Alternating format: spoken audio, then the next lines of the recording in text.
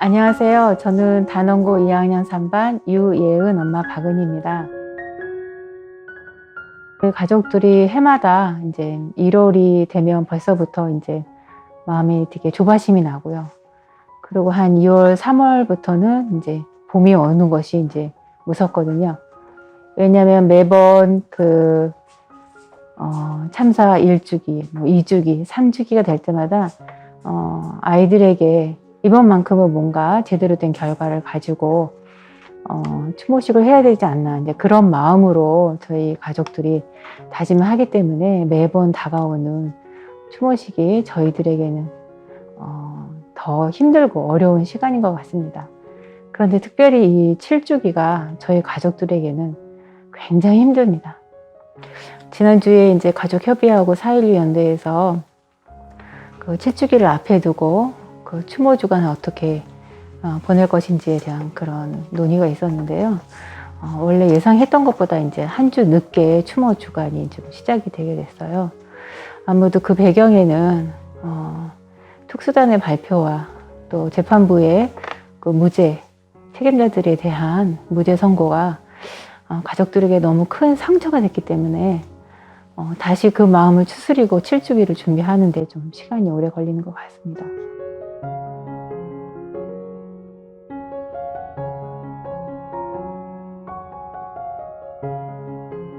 저희 가족들이 진상규명의 그런 걸음걸음마다 늘 함께 하셨던 분이 대통령이 됐다는 것에 대해서 저희들이 큰 기대를 가졌습니다. 자, 이제 이 새로운 정권이 시작이 되면 모든 것이 순차적으로 이제 진행이 돼서 금방 진상규명이 될 것이라고 이제 많은 기대들을 했죠. 그런데 저희 기대와는 다르게 세월호에 관한 언급이 정권 교체 이후에 없었습니다. 가족들을 만난 것도 바로 만나지 않았고요. 몇 개월 지나고 나서 이제 겨우 만났는데 그냥 원론적인 이야기만 듣고 왔습니다. 그래도 저희는 기대를 했죠. 제2기 특조위도 이제 가동되고 있었고 또 선체조사위가 활동을 하고 있고 무언가 이제 결과가 나올 거라고 저희가 이제 생각을 했습니다. 하지만 늘 조사만 했거든요, 저희가. 사실 뭐 교통사고 같은 것도 이제 어떤 책임의 여지를 가지고 다툴 때도 수사를 하기도 하잖아요. 가해자가 있고 피해자가 있을 때는 수사를 하기 마련인데 이 어마어마한 그 참사를 수사도 아니고 몇 년째 자료 조사만 하고 있다는 게 말이 안 되지 않습니까? 정권이 바뀐 뒤에는 제대로 된 수사를 할 거라고 생각을 했어요. 하지만 선체조사위도 말 그대로 조사만, 특조위도 조사만 하는 것이죠. 근데 그나마 그 조사도 제대로 이루어지지 않았습니다. 조사를 하려면 자료가 필요한데 이 참사에 연루된 기관들이 워낙에 많잖아요. 해경부터 시작해서 해군, 국정원, 그리고 각 행정부들, 그리고 또 언론들, 책임을 물어야 할 기관들이 굉장히 많은데 그들의 자료를 얻는 게 굉장히 어려웠어요. 어려운 게 아니라 얻을 수가 없었어요. 그러던 중에 선체조사위는 그 침몰 원인에 대해서 제대로 결론도 못 내리고 끝이 났습니다. 그리고 특조위도 기간 연장을 나중에 저희들이 이제 요구해서 작년에 이제 겨우 이루어지긴 했지만 코로나가 갑자기 터지는 바람에 그나마 이루어지던 조사도 제대로 할 수가 없었어요. 왜냐하면은 만나주질 않는다든지 여러 가지 방역 문제를 들어서 저희들이 접근할 수 있는 부분들에 대한 차단이 있었기 때문에 어려웠던 거죠. 재작년에 특수단이 구성이 돼서 윤석열 총장이 아주 자신만만하게 이야기를 했습니다. 잘 될 거라고. 또 특수단 단장을 맡은 사람도 백서를 쓰는 심정으로 정말 제대로 해보겠노라고 이야기했어요. 하지만 코로나를 핑계 삼아서 대면 조사 대신에 서면 조사로 수사를 거의 다 끝내고 기존에 있는 자료들 분석하고 그렇게 하고 없는 걸 있는 것으로 만들 수 없다는 그런 궤변을 내놓으면서 끝을 냈어요.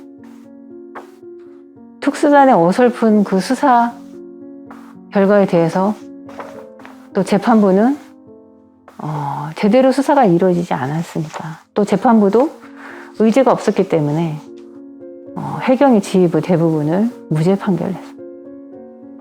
너무 아무것도 안 하니까 대통령이 저희 가족들이 지금 7주기에 뭘 외쳐야 될지 모르겠어요. 시간 속에 이 세월호 문제를 멀리 던져두지 마시고 제발 2500일을 넘게 7년을 다 돼가도록 아직도 기다리고 있는 저희 아이들을 위해서 그리고 그 아이들한테 미안해서 오늘도 매일매일을 죄인처럼 살아갈 수밖에 없는 가족들을 위해서 그리고 함께 목격한 시민들 그분들도 아직도 답답해하고 계시거든요. 잊은 것 같지만 어느 순간 튀어나올지 모르는 트라우마를 품고 살아가고 있는 2014년의 그날을 기억하고 있는 모두를 위해서라도 이 일이 속히 해결될 수 있도록 함께 해주셨으면 좋겠습니다.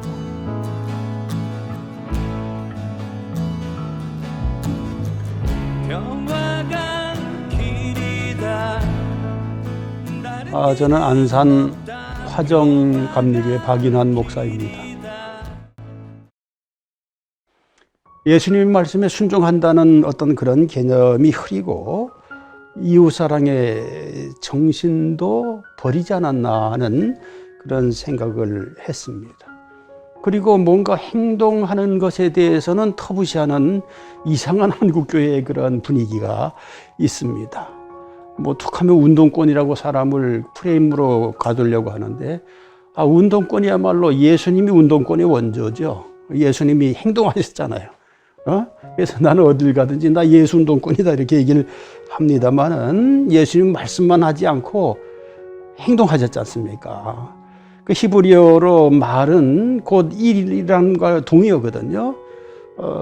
말만 하고 행동하지 않으면 그건 허공을 치는 거죠. 그래서 야고보도 행함이 없는 믿음은 헛된 것이다. 그것은 죽은 믿음이다 이렇게 말씀하고 있지 않습니까?